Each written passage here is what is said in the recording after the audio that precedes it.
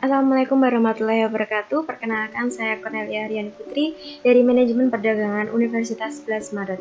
Di sini saya akan menjelaskan mengenai pembuatan dokumen commercial invoice dan packing list.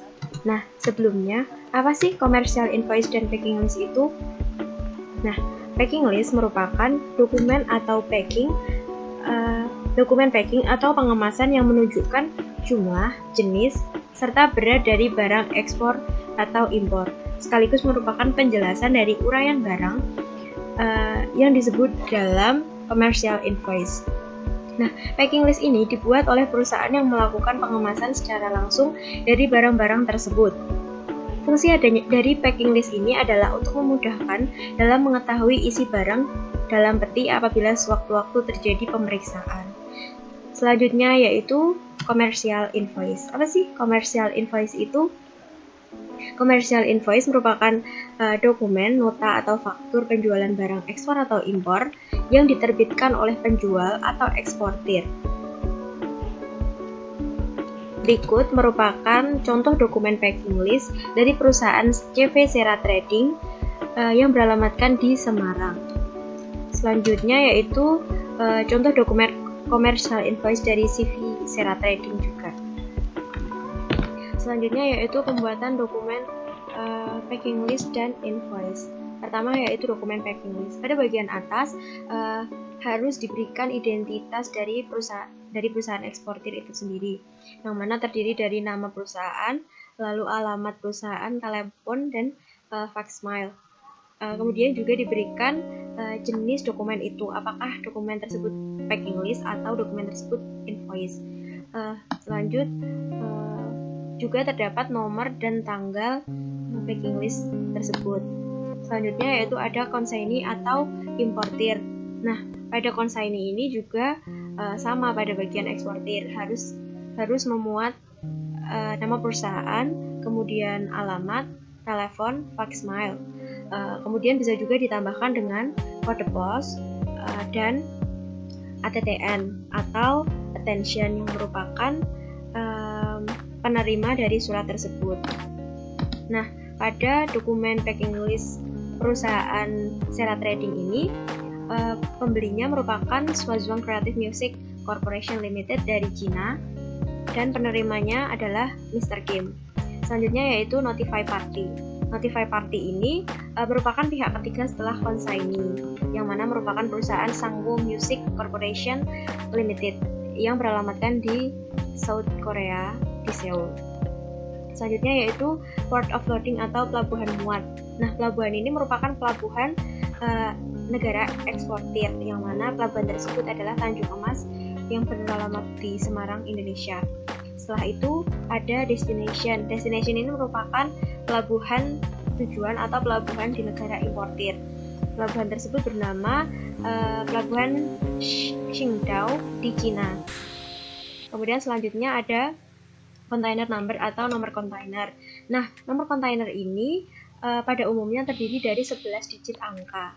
Selanjutnya ada serial number atau nomor serial yang merupakan segel pengaman yang dilengkapi dengan nomor seri yang dicetak secara berurutan. Kemudian ada status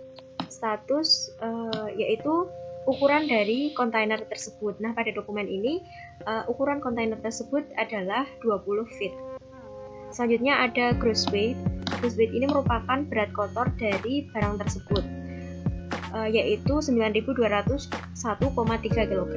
Selanjutnya ada net weight atau berat bersih sejumlah 8.925 kg.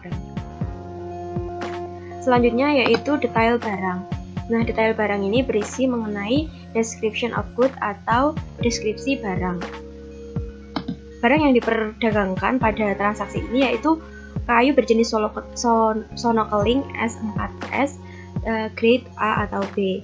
Kemudian ada measurement. Measurement ini merupakan daftar kubikasi yang mana berisi ukuran takaran dari tiap peti atau kemasan yang biasanya disebut volume atau kubikasi dari tiap kemasan. Measurement ini penting untuk barang-barang yang harganya berdasarkan pada volume atau kubik. Kemudian pada transaksi ini barang tersebut menggunakan packing, palet, dengan jumlah 10 palet. Lalu dengan total 30.000 pieces dan dengan total volume 10.500 meter. Kemudian di akhir terdapat tanda tangan dari eksportir itu sendiri, yaitu CV Sera Trading. Selanjutnya yaitu dokumen invoice. Nah, pada dokumen invoice juga terdapat identitas dari ekspor itu sendiri. Kemudian harus ada nomor dan tanggal, kemudian consignee atau importir, jadi sama dengan pada dokumen packing list. Kemudian ada notified party, kemudian ada port of loading, destination, container number, cell number, status, gross weight, net weight. Kemudian pada dokumen invoice ini harus disertakan payment atau metode pembayaran. Kemudian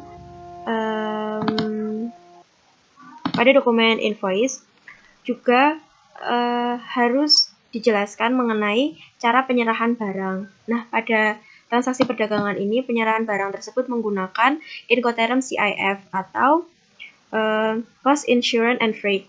Nah, penyerahan barang dengan CIF ini dilakukan di atas kapal, namun ongkos angkut dan premi asuransinya sudah dibayar oleh penjual sampai ke pelabuhan tujuan, yaitu pelabuhan Qingdao, Cina.